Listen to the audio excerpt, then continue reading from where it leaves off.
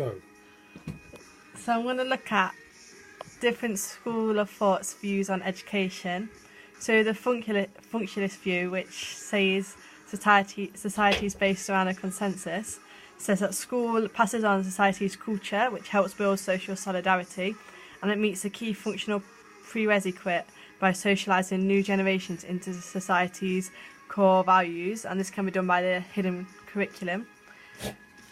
It also helps, Parsons says it helps moving from the ascribed status of society to the achieved status of school and the workplace, to work in a meritocratic society where the same rules apply to everyone.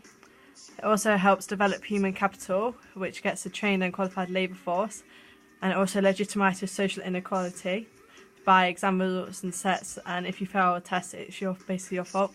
Parsons said it's an important place of secondary socialisation, and Durkheim says school is society in miniature. So to just go over them points in more detail. So this page just covers what I just spoke about, so if you pause it and read the green bits that I've highlighted.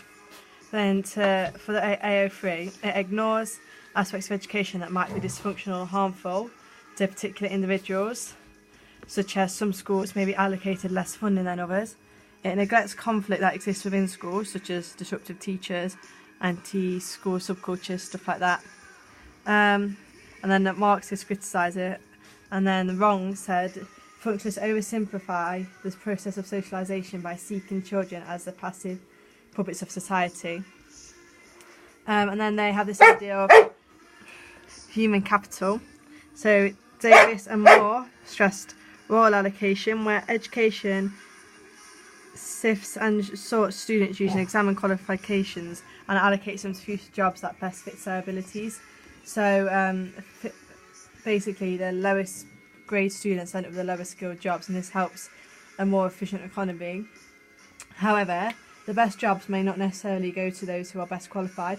Other factors, such as being private educators, being male or being white, may also influence it.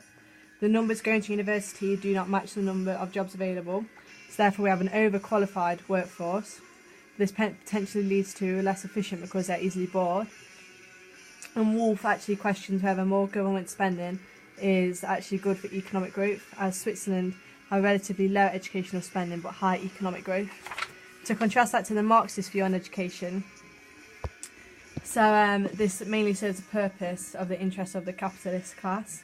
So Althusser says it's an ideological state apparatus which aims to reform these functions. So it maintains, legitimises and reproduces social class. Middle class students have access to economic and cultural capital, which gives them an unfair advantage, and it deliberately engineers working class students into failure.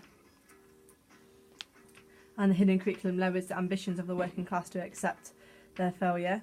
And then Bowles and Gintis came up with the idea that school is in the long shadow of work, where basically work reflects school.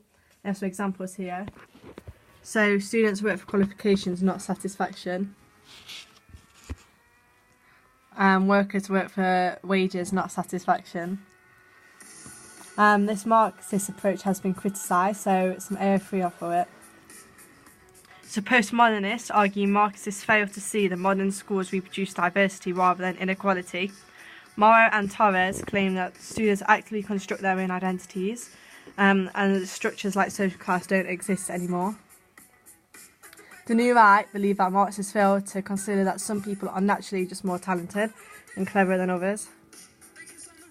The social democratic view say that Marxists exaggerate the effect of education system on working class underachievement, as there are many welfare policies to improve the chances of working class out there. Now let's look at AO2 of this.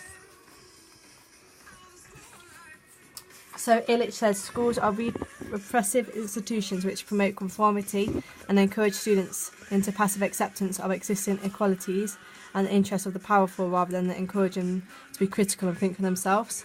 And if you don't conform, you get excluded. Althusser again says it produces a efficient and obedient labour force. Frere says schools are repressive institutions where learners are conditioned to accept oppressive relations of dominance, and Bowles and Gintis Safe School just helps to reduce discontent and opposition to inequality.